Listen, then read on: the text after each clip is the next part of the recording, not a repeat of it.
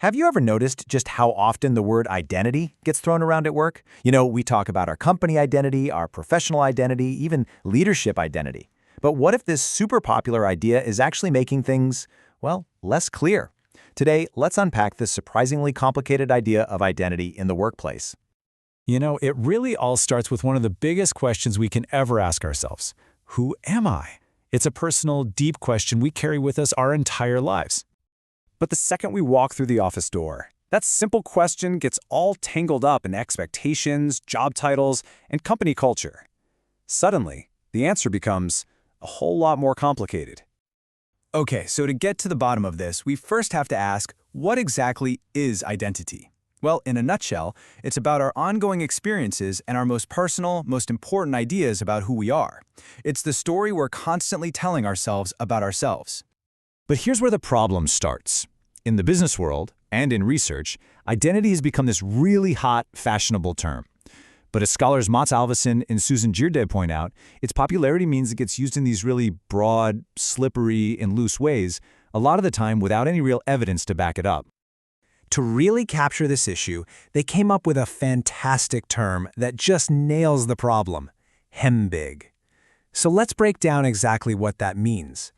A concept gets hembig when it's three things: hegemonic, ambiguous, and big. And when that happens to a word, it gets stretched so thin that it just starts to lose its real meaning and its power to explain things with any kind of accuracy. First up, hegemonic. This just means that the idea of identity has become so dominant, it's the go-to explanation for almost everything at work. It kind of pushes aside other ideas that might actually be a better fit. Second, it's ambiguous. Seriously, ask 5 different people what organizational identity means, and I bet you'll get 5 different answers. The meaning is super vague, and it just seems to shift depending on who's using it. And finally, it's big. Identity has turned into this giant umbrella, a catch-all for pretty much everything from how we feel personally, to group dynamics, to corporate culture, and this is so important.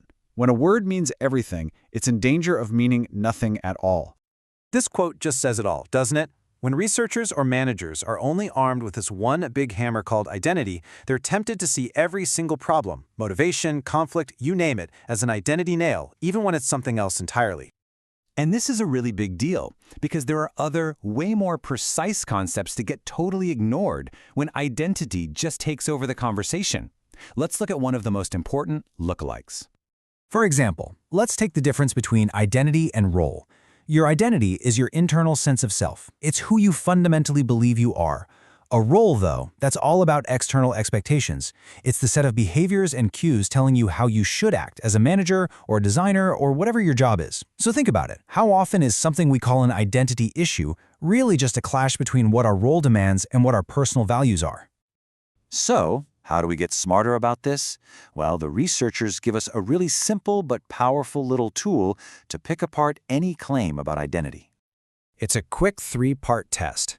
The next time you hear someone talking about an identity issue, just ask yourself, is the evidence for this spot on, a perfect fit for the label? Or is it a stretch, where they're kind of forcing the evidence to fit? Or is it just fake, where what's happening clearly points to a completely different concept, like role or culture? This little framework is so incredibly useful.